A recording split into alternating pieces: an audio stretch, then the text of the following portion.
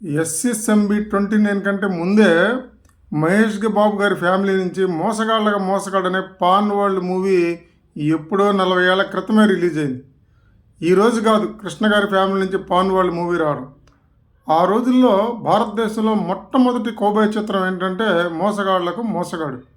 Telugu cinema super duper hit అయితే వచ్చేది ₹1,00,000. కానీ మోసగాళ్ళకు మోసగాడు సినిమా బడ్జెట్ 1,00,000కు పైనే. కృష్ణ గారిని పిలిచి నాగిరెడ్డి గారు అడిగారట, ఏమయ్యా మోసగాడు సినిమా బడ్జెట్ ₹1,00,000 పెట్టి తీస్తున్నావు, ఈ సినిమా సూపర్ డూపర్ హిట్ అయితే నీకు వచ్చేది 1,00,000 అంటే నీకు బాగా హిట్ అయినా లాభాలేం రావు, మరి తెలుగు సినిమాకి ఇంత బడ్జెట్ ఎందుకు పెడుతున్నావు అంటే కృష్ణ గారు ఎప్పట్లాగానే పగపగ నవ్వారట. కానీ సమాధానం ఏమీ చెప్పలేదు. కానీ మోసగాళ్ళకు మోసగాడు సినిమా రిలీజ్ అయిన తర్వాత అది అద్భుతమైన సంచలన విజయాన్ని సాధించింది. ఇక్కడ నుంచి గుర్రాలని సెట్టుల్ని చెన్నై నుంచి రాజస్థాన్కి ఒక గూడ్స్ బండి మాట్లాడి ఇక్కడి నుంచి గుర్రాలని మనుషుల్ని తీసుకుని వెళ్ళారంటే ఆయన ఎంత డేరింగ్ అండ్ డాషింగో చూడండి.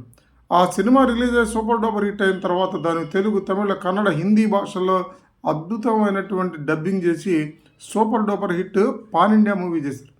తర్వాత అదే సినిమాని కృష్ణ గారి సోదరుడు హనుమంతరావు గారు ఇంగ్లీష్లో డబ్బింగ్ చేసి ది హంటర్ పేరుతో రిలీజ్ చేస్తే అది ఓవర్సీస్లో ఒక అద్భుతాన్ని సృష్టించిందని చెప్పొచ్చు.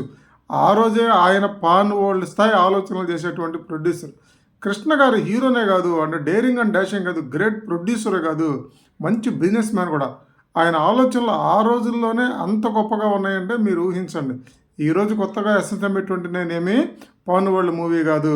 కృష్ణ గారు ఎప్పుడో మోసగాళ్ళ పేరుతో చేసి చూపించారు, సంచలనాలు సృష్టించారు. చాలా యంగ్ ఏజ్లో ఆయన క్రియేట్ చేసినటువంటి గ్రేట్ వరల్డ్ మోసగాళ్ళకు మోసగాడి గ్రేట్ కృష్ణ గారు.